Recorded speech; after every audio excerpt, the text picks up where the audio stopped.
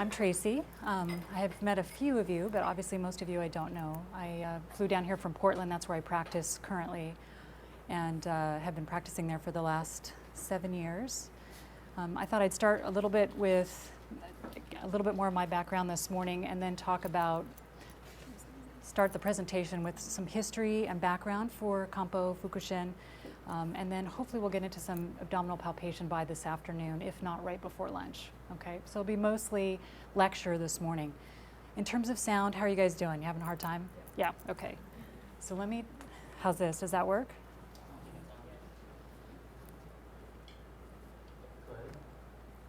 How's that? Any better? Okay. Thank you. Okay. All right, so I'll stay with the microphone. I figured my voice might get lost in the back there. Okay. So I want to say this is your 6th weekend, is that correct? Okay. And just in terms of getting a sense of how much abdominal diagnosis background you have in the group, how many of you have been using any kind of Hara diagnosis, maybe from shiatsu or acupuncture? Okay. And is it mostly shiatsu and acupuncture? Okay. Have any of you been through the Fukushin training for herbal diagnosis? Okay. Great. So we have a lot of experience in the room that can certainly help when we get into the group practice session. So in terms of my background, as I said, I practice in Portland. I'm a graduate of New England School of Acupuncture. And some of you may or may not know that they have a whole program in Japanese meridian therapy styles of acupuncture. So everyone has to take the Chinese styles of acupuncture. So everybody does TCM. And then there's the option to do what's called the dual track. So to also take a whole series of classes in Japanese meridian therapy and then do clinical rotations specifically in Japanese meridian therapy. So when in the Japanese clinic, we did just Japanese styles, and when in the Chinese clinic, we were just allowed to do the Chinese styles. So I had a nice introduction to abdominal diagnosis while I was there, but again, it was all from an acupuncture perspective, and in the presentation, I'll get into the differences between Fukushin or abdominal palpation from an herbal perspective and from an acupuncture perspective, because there are two different schools of thought. You guys still hearing me okay in the back? Okay. Most of the styles that I learned at New England School of Acupuncture were based on the work of Denmei Shudo. Maybe some of you know his work, pretty foundational in Japanese meridian therapy in terms of that being the first text we had in English, really going into depth of Fukushin from an acupuncture perspective, and then also the pulse diagnosis that's very commonly used in Japanese meridian therapy.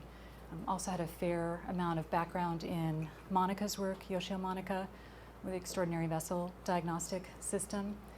And then Mikishima's divergent channel treatment protocol, did a lot of that at NISA as well. Since then, I've studied Kobayashi Sensei's Shakuju system, which is a fabulous system as well, mostly non-insertive technique, but has some variations on a theme in terms of abdominal diagnosis. And then in 2008, Clarissa and I jumped into the series with Arnaud, which he kicked off in Portland. And you know, I certainly had my herbal training at NISA, but quite honestly, I was chatting with Andrea about this yesterday. I really felt like I was much more of an acupuncturist than an herbalist. And by the time I joined Arnaud's series, was really under the impression that I wasn't going to do very much with herbs. My training was decent, but I didn't really feel like I had a good understanding of how to really use Chinese herbs well. I knew they could be used well, but I knew that I was not doing what I thought could be done with herbs. So I found out about Arnaud's series and started that. We did the Shanghan first and then the Jingui. And as I'm sure many of you are discovering, it just opened up herbs for me. It opened up a very different understanding, or much richer understanding of the pathophysiology involved in Chinese medicine, and gave me just a whole nother perspective on how to expand my practice and how to really treat patients on a much deeper, more complicated level with herbs. So I'm hoping that you are experiencing the same sort of sense of the world is kind of opening up for you and enjoying the process along the way. In terms of those of you who have not done any hard diagnosis, how many of you are actually regularly palpating your patient's abdomen, maybe just to check if they have like gastrointestinal problems, things like that? Okay. Even if one doesn't know hard diagnosis, I mean, it's certainly a great idea just to get into the habit of palpating for cool and warm areas, areas of tension and spasticity, things like that. So sometimes people have been doing that, and we'll certainly be investigating the abdomen from that perspective as well, but we'll be learning a particular system of diagnosis and certain ways of palpating that allow us to get better access into what formulas we need to be thinking about, and what herbs we need to be thinking about. So in terms of palpation, let's see, let me get to the next slide here. The art of palpation in Japan really, I would say, is a very highly developed art, and I think mostly that comes actually from the acupuncture traditions. And it's interesting because Shudo in his textbook talks about his theory of how abdominal palpation came to be so important in Japan, and he actually credits the herbal tradition. But then if you read in Otsuka, his text, he actually credits the acupuncture tradition. So it's somewhat unknown how it came to be so important and how it came to be as developed as it is. And I'll get more into the history a little bit later, but there is a strong tradition of acupuncture being associated with individuals who are blind in Japan. And that started in the 16th century with Sugiyama Waichi. And he's credited with developing the guide tube as well. But because he was blind, understandably, his development of his palpation skills was quite exquisite. And actually he started the first series of institutions of schools for the blind. I think it was 17 total that he founded in Japan, just to allow people to focus and have a career as a blind person and focus specifically on acupuncture. So the needle techniques became very, very highly evolved, and again, utilized very refined, subtle skills in accessing information from the patient in addition to pulse. In terms of just palpation in general, I mean, I think many of you would agree, patients do like to be touched. They like to feel that when they complain of elbow pain, you actually make contact with their elbow. When they have knee pain, you actually touch the knee.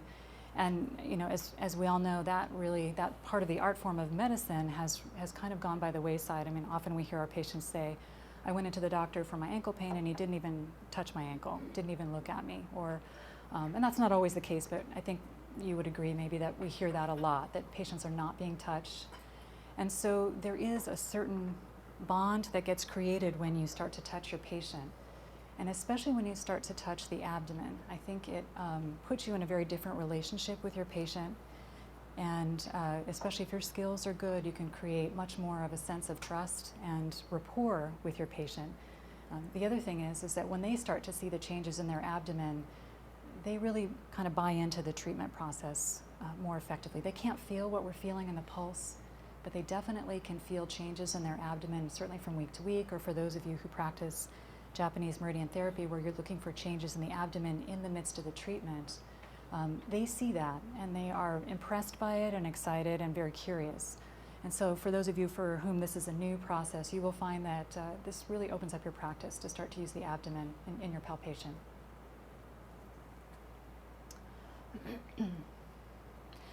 So palpation is one of the 4 diagnostic methods we use in Chinese medicine. But actually in the classics, and is there a way to make that just a little bit smaller so the text, I guess you guys have your text so you can read what this says. But in the classics, palpation is actually not the highest art form. So in Nanjing chapter 61, where the author is quoting the Neijing, he reiterates that statement that basically palpation is one of the lower aspects of diagnosis, but looking is the highest. To look and to know what one is doing is considered the most spirit-like or the most insightful. And then palpation is good, but it's more skillful or crafty is one of the interpretations of the word as well. So as much as it's been developed into a very high art form in Japan, classically it's actually considered one of the more sort of commonplace aspects of palpation and of diagnosis. So in the Neijing chapter 4, Huang Di asks of Chibo, saying, I would love to hear about how seeing one's complexion and consequently knowing one's disease is called enlightened. Palpating one's pulse and consequently knowing one's disease is called divine. Asking about one's illness and consequently knowing about its location is called crafty.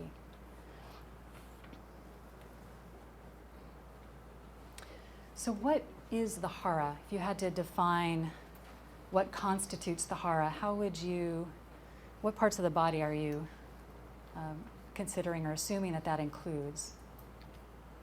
I think the fleshy part is sort of the obvious, but how up, vertical and how horizontal do you think that actually includes? Anybody? Right. Yeah, it actually goes all the way up to the collarbone, so lung 1 and 2 area. That's definitely an important area to examine, more so in some systems than others, because again, there's quite a bit of variation, as there is with pulse diagnosis. There's quite a bit of variation in hara diagnosis as well. And then it goes out to the mid-sagittal line on the sides. And it is a very unique concept to Japanese culture, and we really don't have anything like this in our culture, and it's also very different even from Chinese culture, and where we focus more on the dantian. So the dantian is presumed and assumed in the hara, but the hara is a larger concept than the dantian, and it's different from the concept of koshi. Has anybody done any koshi balancing with Jeffrey Dan or heard that word before? No? Okay. So the koshi is more the specific aspect of the region and how that pivots to allow for movement. So there's some systems that focus more on koshi balancing. That again, Jeffrey Dan is a senior teacher in that field. So the hara is this fleshy and bony structure, the center of the body. And again, in Japanese culture, for whatever reason, it has come to have a great amount of significance, certainly far outside of medicine. There are many phrases in Japanese language that refer to the hara that allow for the expression of emotion or thought. So for example, to say that the hara stands up is to mean that someone is angry. To say that the hara is sitting is to say that the person is in a reflective state and can be receptive. To say that somebody has a big hara is to say that that person is very open-minded. To read someone's hara is actually another way of saying to be able to understand somebody's thoughts. So culturally, we're sort of entering into a territory that is very unique and very specific, and I think very much assumed. So when you start to read some of the literature, there's a lot that I think is assumed there that isn't made so explicit for those of us that haven't grown up with this particular concept, to really sit ourselves in the hara, root ourselves in the hara for any of the art forms that we're doing, for our acupuncture technique, for a martial arts technique, and that's actually usually where people have heard the term and been taught to access the hara in terms of your strength and grounding yourself. So it is quite a unique culture, and in fact, this is where consciousness is more thought to reside in Japanese culture, certainly so much more than where we tend to place the emphasis of consciousness in our culture, which is in the central nervous system, and especially in the brain. And it's very common actually for Japanese to go and just get their hara examined even by doctors. And to be a stomach doctor is a big deal in Japanese culture. So the stomach clinics are very important. And it's interesting because actually Japan has one of the highest stomach cancer rates in the country. So again, from another perspective, it just sort of figures into a great amount of importance that is placed on this part of the body. This is the character for hara. You'll see it a lot in the rest of the presentation. And actually this first character means flesh, and the second character can be pronounced in one of two ways. It can be pronounced fuku, which is the base of the word Fukushin, which is abdominal diagnosis, or it can be pronounced hara. So I don't read Japanese or Chinese, but from the little I know, in Japanese there's more flexibility in how you pronounce the written characters, and so you have the option of pronouncing this either hara or fuku. Okay.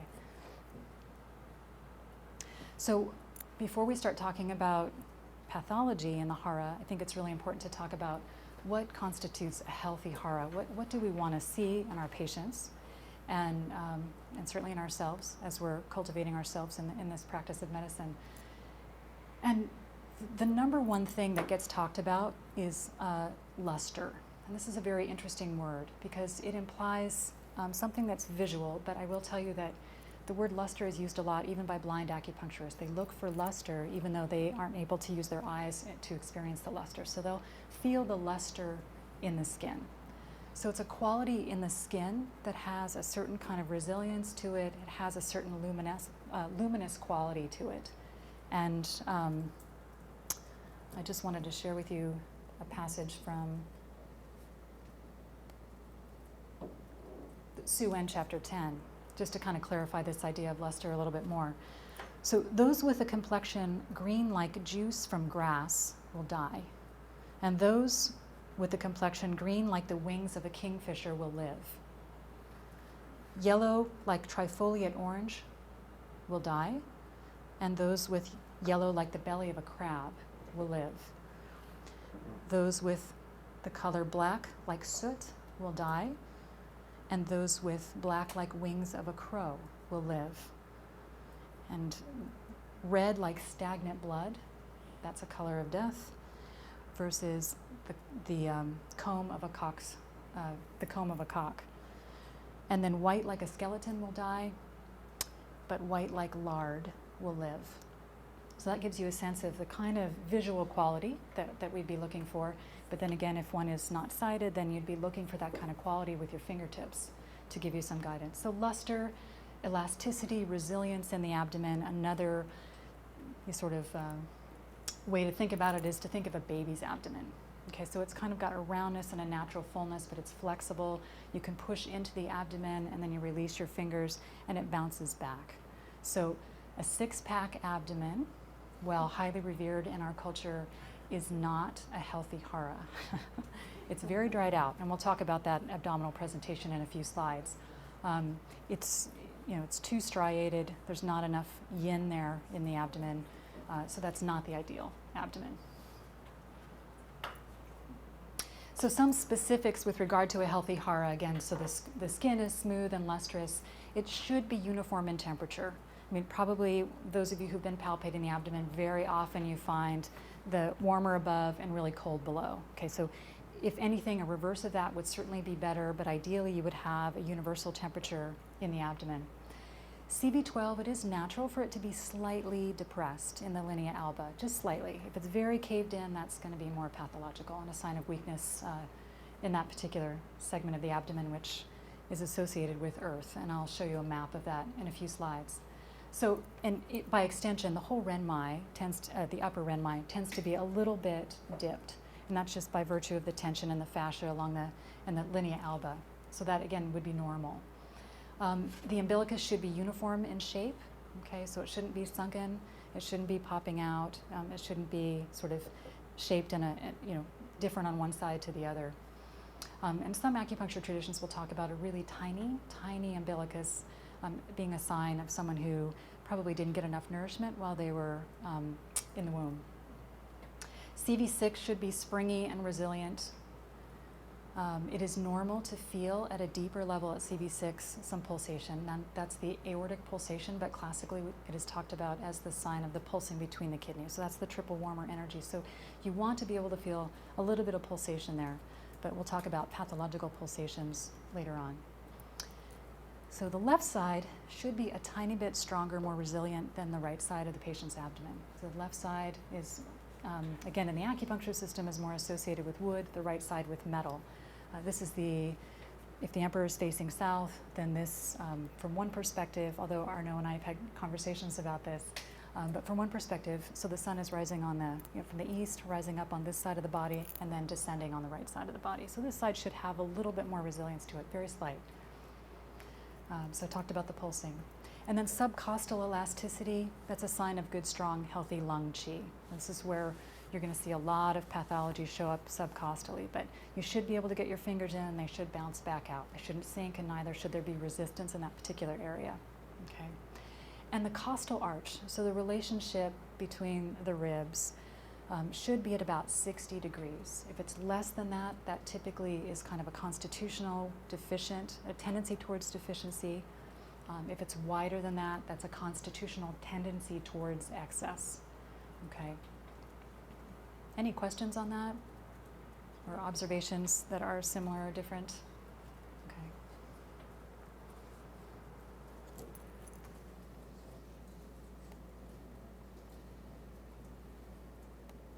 Oops. Okay. So again, Fukushin is the word for abdominal diagnosis. Often, for whatever reason, in the acupuncture tradition, they'll say hara diagnosis instead of the word Fukushin, but it's abdominal diagnosis regardless of acupuncture or herbs. It's the just the simple examination of the abdomen for information, okay? Again, this is sort of shrouded in mystery, but it became very, very important in this the 16th and the 17th century in Japan.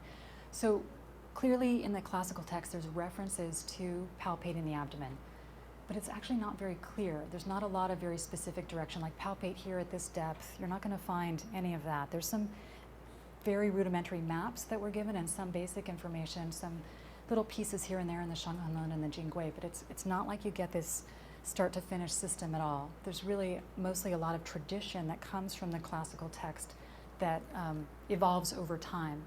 And why Japan retained the abdominal aspect of palpation is very interesting, because it really falls out completely out of the Chinese tradition. And yet it remains here and then really takes off during the Edo period. There's a lot of texts that are written and a lot of discussion about how to do abdominal diagnosis, and then those traditions have continued up into the 21st century. But basically, you could break the schools down into Fukushin from the Nanjing, and that's really an acupuncture text, and then Fukushin that is derived from the Shanghan and from the Jingui, okay? So their view of the abdomen is a little different, and I'll show you some competing and different hara maps in a few slides.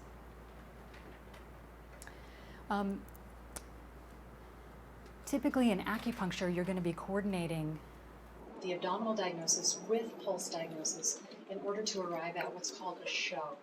And sho is just a Japanese word for zheng. So it's often translated as pattern. So there's this idea, even in Japanese herbal medicine, that a whole constellation needs to come together before you can actually say that this particular patient has this particular sho. And we'll talk more about sho, but for example, what you'll hear in the herbal tradition is kind of this lock and key. This person has a Guizhitang sho, therefore the treatment is Guizhitang. There's no sort of in-between step that you need to theoretically work through. The way that the acupuncture and the herbal tradition work is that the diagnosis is the treatment, and that will make a little bit more sense as we go through the presentation. So one of the first texts written on Shanghan and Jingui Fukushin is called the Fukusho Kiran, and that is written by Inaba. It's translated as the Wondrous Survey of Abdominal Patterns, and that was written in 1799. There's a text that was written about 100 years before that. But this is the text that we're going to be referring to quite a bit throughout the presentation. It's the text from which all the images in your handout come from. Okay, so those are all drawn by Inaba and then his student. So the word kampo translates, it's a Japanese word, it translates as the Han method. Okay, po meaning method, kan meaning Han. Sometimes you'll see it written as K-A-N-P-O, you'll see both, so if you do a search for it, do a search with both of those spellings because you'll see both. As opposed to the word rampo, which is the word that was used for Dutch medicine, which was also evolving at that particular time. The Dutch came into contact with Japan in the 1500s, and eventually were the only country that were allowed to have contact with Japan once the Edict of Isolation was established in the 1630s under the Tokugawa shogunate. I'll talk a little bit more about that. So, but nevertheless, the contact with the Dutch had happened. Some of their medical texts got into Japan, and so this was a way to differentiate between the two styles of medicine. And the history of Chinese medicine in Japan is very interesting. It's very late in terms of when it actually gets to Japan. It's not until the 7th century that it actually makes it over to Japan. There was a Buddhist monk who happened to be on the ship that was heading to Japan at the time. His name was Jian Zhen, and he came with his herbs and ready to teach. He was really excited, and actually some of the herbs that he used are in a museum in Japan. They still have some of his herbs and supplies that he brought with him. So he introduced Chinese medicine to Japan. A lot of other things were introduced to Japan at that time. Certainly, classical Chinese thought. Japan couldn't get enough of it. They were just enamored with Chinese medicine and Chinese philosophy, and thus began this relationship between Japan and China that had not existed before. And so the medicine in Japan really retains all the Chinese aspects of it for some time. And the first medical text was written in about the 10th century, like 980, called Ishimpo.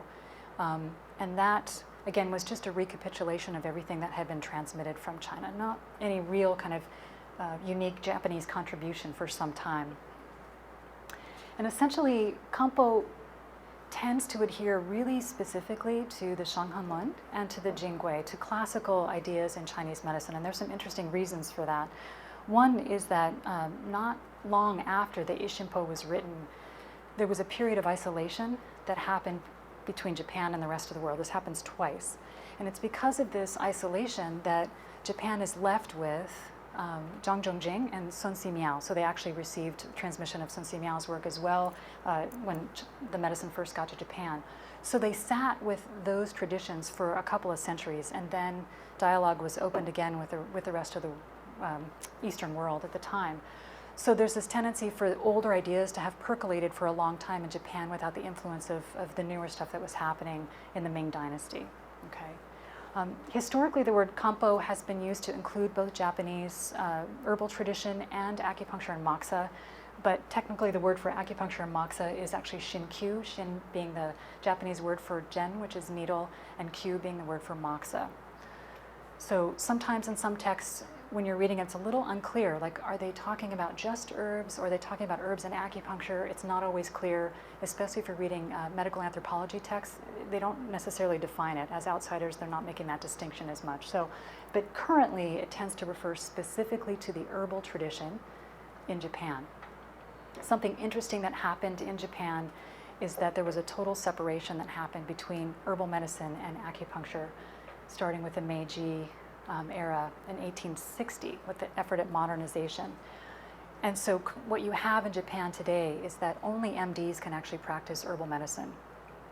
You can also practice, actually, if you have a pharmacology degree. Acupuncturists in Japan, for the most part, do not practice herbal medicine. For them, moxa is their big guns, so to speak. So they are very, very adept at using moxibustion, especially direct moxibustion, to treat the much more complicated recalcitrant disorders. In fact, there's a long history of it being very effective in treating tuberculosis and cancer.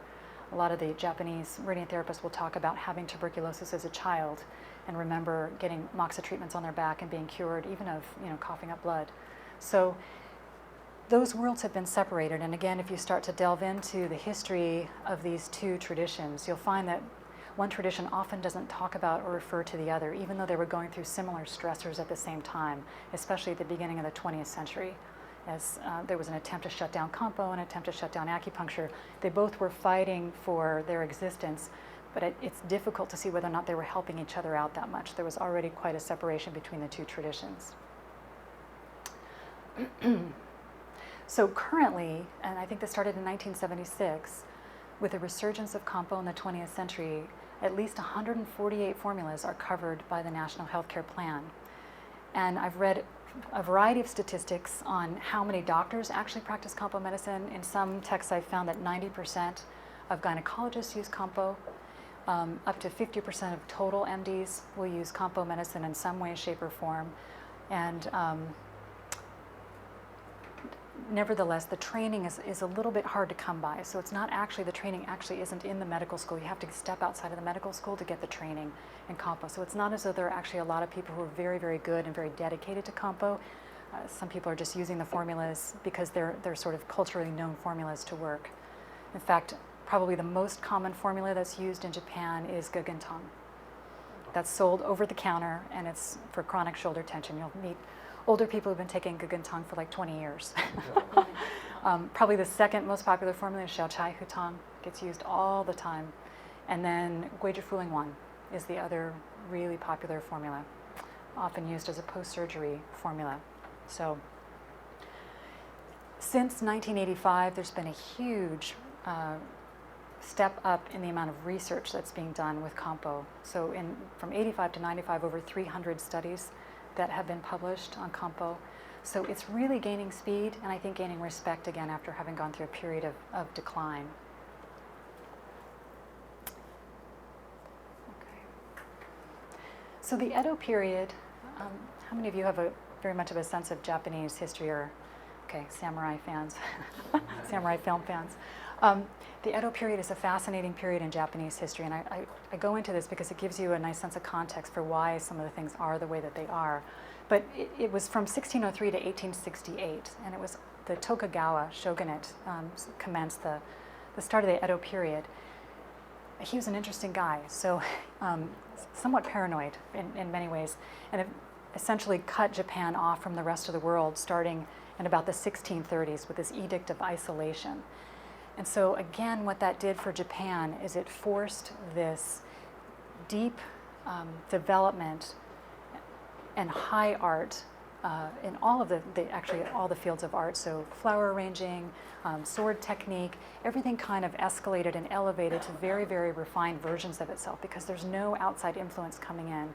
So a lot of the cultural expectations of manners and conduct and social strata, all of that gets really highly defined and very, very specific. You don't want to step outside of, what you're supposed to wear in a certain day. So it's a very beautiful time, considered often very much a Renaissance period for Japan, but at the same time, a time of great severity as well. Again, this is a time where Hara diagnosis starts to show up as being very important. And because of the isolation, there was very limited access to Ming Dynasty texts. So you have this tendency towards staying with the influence of the older traditions of Chinese medicine. In 1636, the Dutch, who had started to have this contact with Japan, were actually restricted to like a 10 square foot mile piece of land that was actually off the coast of Nagasaki. That was the only place they were allowed to be. No one else was allowed to enter the country at all. There was one Portuguese ship that attempted to get in, probably shortly after the edict of isolation. And the shogun just sent out some forces. They lit the ship on fire, killed everybody on board, and that was it. So no contact whatsoever.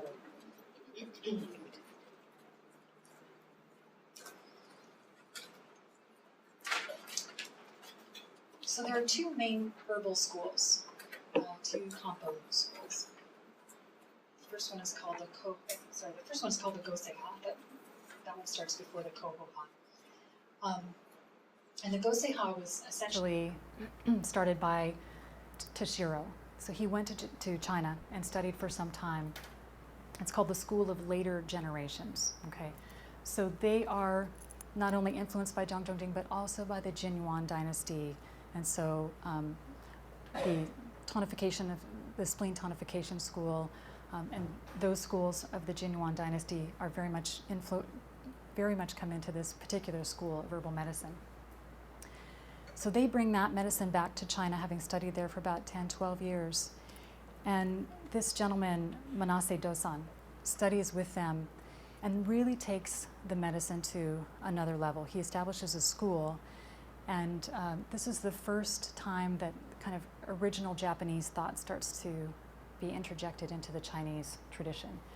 So he is credited with being one of the most influential practitioners in Japanese herbal tradition. And sometimes the Goseiha school is called Dosan medicine. He was that influential. So he developed a system, it says here, of abdominal diagnosis, but actually it was really pulse diagnosis. He didn't use the abdomen almost at all. He really focused mostly on pulse.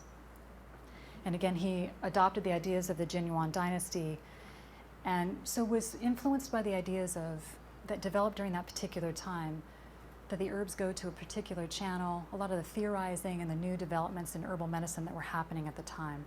And this was very much a part of the Ming Dynasty tendency to kind of add a lot of flourish to what was already there, okay? And so there develops this backlash against that theoretical tendency. So about 100 years after this school had been going, a movement starts to happen, which is also correlated with a tendency to want to go back to even classical Confucianism, because Neo-Confucianism also had started to get very flourished, and there was a lot of additional theory and ideas that were added in that were sort of encumbering the system, so to speak. So Nagoya and Goto are two individuals who started to oppose this excessive speculation, what they called excessive speculation. And they wanted to get back to more simple and classical ideas. So they eventually rejected any of the Jinyuan influence and claimed that only the Neijing, Nanjing, and anything by Zhang Zhongjing, those were the valid resources. Everything else was not that important. And Yoshimasa Todo, whose name I know you have heard many times now in your training, he became sort of the spokesperson for this particular school, and eventually went even further in terms of his rejection of other influences of theoretical thought. So far that some people even call him a theoretical nihilist. He said that only Zhang Zhongjing was valid, not even the Neijing and not even the Nanjing. So he definitely took a particular stance for particular reasons, and I'll go into that a little bit more. So what you have are two schools of thought in Kampo. And essentially, we're going to be focusing mostly on the Kohoha tradition. And Atsuka Kaisatsu, whose abdomens we're going to go into the rest of the morning, is considered a Kohoha practitioner. So he comes out of this particular lineage that goes back to only Zhang Zhongjing. Okay? So that's a lot of stuff. Any questions on that? Or okay.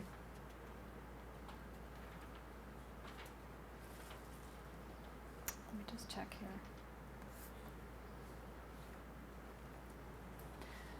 So we're going to go into some notable Kampo physicians, again, just to give you a sense of some personalities and different ideas to give us a sense of where we're at today. So Todo, 1702 to 1773. So he's a little bit later. There's been a couple centuries now of abdominal diagnosis going on. Opposite of Manase Dosan, he doesn't use the pulse almost at all. He's a hara guy. So he says everything is going to be found in the hara. And again, made this radical sort of anti-theoretical stance in order to really position himself as a fierce clinician. Okay, he wanted to see proof for things. If it wasn't there, you couldn't touch it, you couldn't feel it, you couldn't see it. It probably wasn't that important, is his particular perspective. In fact, here's a quote that I found from him. "It is for me nonsense to discuss the pathogenesis of a disease, because pathogenesis is more or less a project of speculation. For instance, it is held that a patient with purulent stool is suffering from intestinal abscess and another from lung abscess. These so-called pathogeneses are products of speculation. Purulent stool and purulent spit are not to be doubted. We therefore depend on what we have really seen and examined, and nothing else."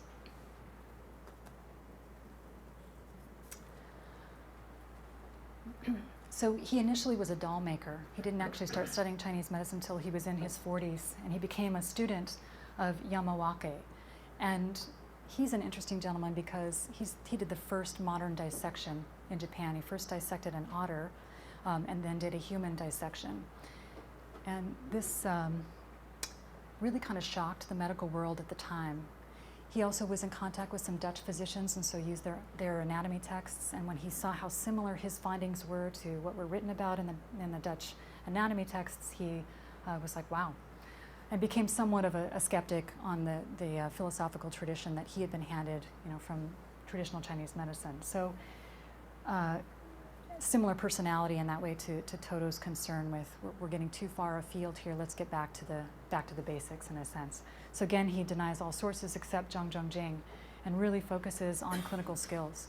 He actually didn't really care about yin and yang theory. He didn't really believe in the meridians. Didn't really care about qi either. So this is obviously a problem for those of us in the room that do, and want to continue and want to integrate these traditions. But nevertheless. A fierce clinician, and his insight into herbs, as you know from your first 3 classes with Arnaud, is quite insightful. So he has a lot to offer us from that perspective. So he also developed this idea that the myriad of diseases all have one toxin.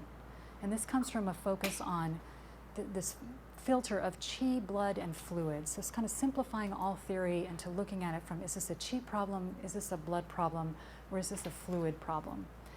And he really kind of takes that idea and expands it. But essentially, and sort of in sum, to have a toxin is to have something that was once physiological that is now pathological.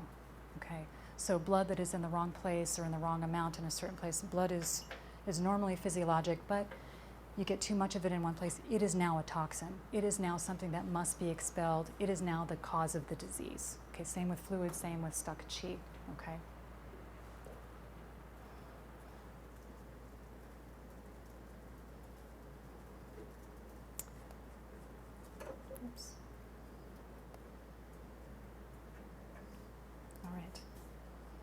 And I do have a quote from Yamawaki that I think reiterates this idea as well. Theories may be overturned, but how can material things deceive? When theories are esteemed over reality, even a man of great wisdom can fail. When material things are investigated and theories are based on that, even a man of common intelligence can perform well. So again, relying on information only obtained from physical examination. This is why the hara becomes so important for him. Okay? And he practiced and really kind of developed this idea of identifying the show, and we'll talk more about that. So Inaba is another Kohoha practitioner, and again, we're going to be using the images from his text, the Fukusho Kiran. He's a sort of a sad story. He was born and then became an orphan, and had a lot of physical problems in his life. So at one point, he actually had a stroke, became hemiplegic, and then cured himself of that with Chinese medicine. He was an alcoholic as well, so while he stopped drinking for some time, eventually in his life he did start drinking again and suffered a real loss of health. So he wasn't able to finish the text. His student actually finished the text for him. So he wrote the first 4 volumes of the Fukusho Kiran, and his student finished the rest of the text. Kaku was his teacher. He knew Toto, so they were colleagues, but they didn't study with one another.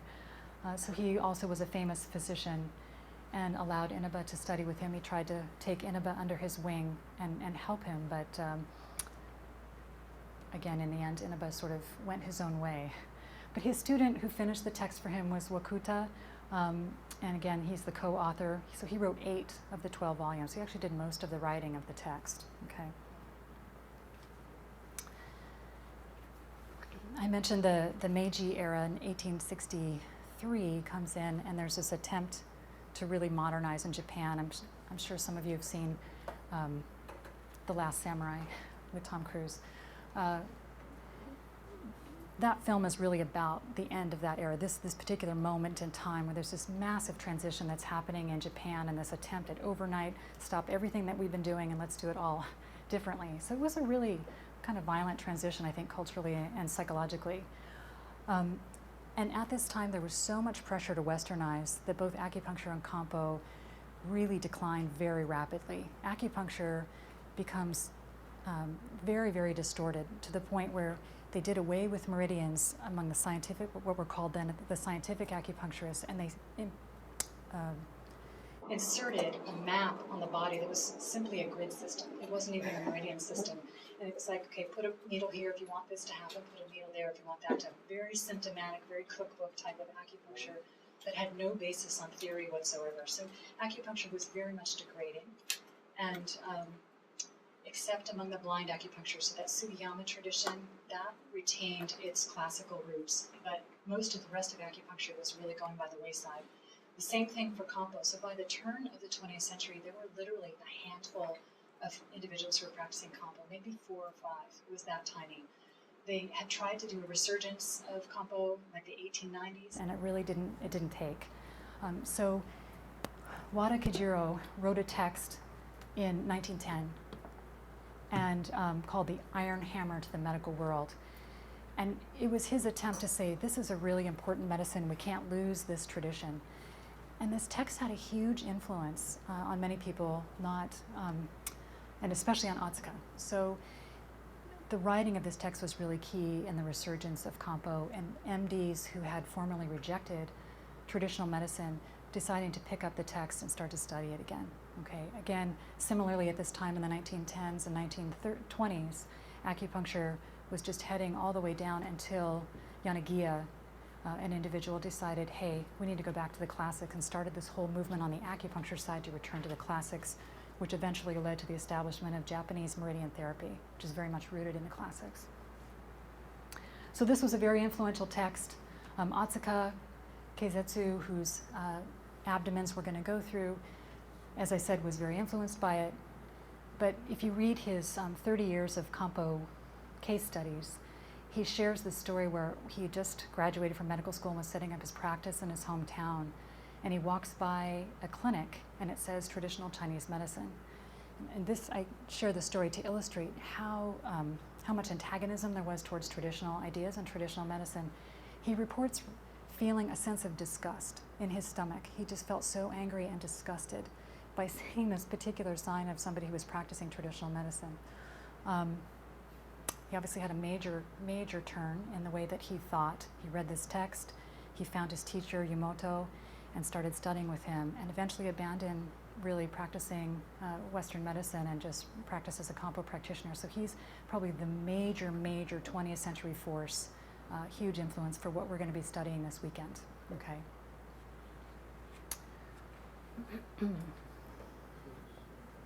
Any questions on that?